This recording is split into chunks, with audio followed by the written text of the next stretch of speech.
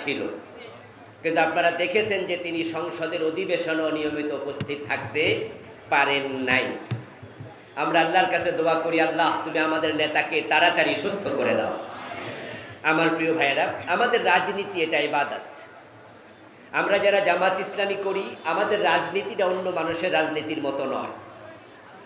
আমরা সেবার নিয়তে রাজনীতি করি, ভোগের নিয়তে নয়। আমাদের রাজনীতির ধারাবাহিকতায় এমপি হওয়া, মন্ত্রী হওয়া, চেয়ারম্যান হওয়া, মেম্বার হওয়া। কিন্তু অন্যরা এমপি হলে, মন্ত্রী হলে তারা পেটের দিকে তাকায়, আর জামাত ইসলামের এমপি, মন্ত্রী, চেয়ারম্যান, মেম্বার অন্যের পেটের দিকে তাকায়। আর যদি সেটাই হয় তাহলে আপনার রাজনীতি ইবাদতে পরিণত হবে। তো যেহেতু চৌদ্দগ্রামে আমরা আলহামদুলিল্লাহ নির্বাচিত হয়েছি, জামাত ইসলামী এখানে পাশ করেছে।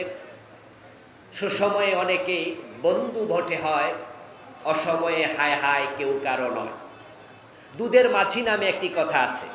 তো যেহেতু এখানের এমপি জামাত ইসলামীর, এজন্য এই সুসময়ে অনেকে ভিড় জমাবে আমাদের দলে।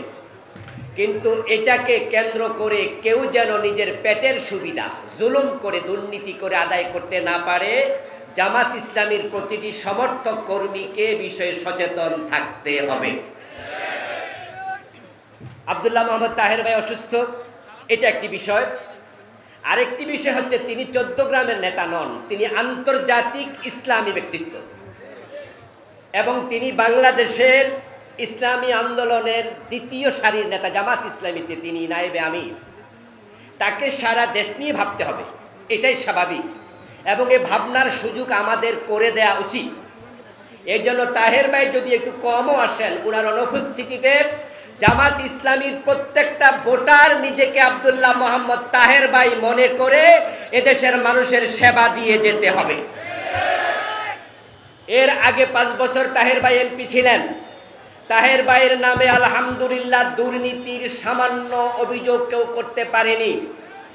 এবারের 5 বছরেও যেন কেউ আঙ্গুল তুলতে না পারে, এই জন্য চৌদ্দগ্রামকে পরিপূর্ণ দুর্নীতি মুক্ত রাখতেই হবে। সেজন্য আপনারা কাজ করে যাবেন, আমরা কাজ করে যাব। আল্লাহ তাআলা আমাদের তৌফিক দান করুন, আমিন। ওয়াসসালামু আলাইকুম ওয়া রাহমাতুল্লাহি ওয়া বারাকাতুহু।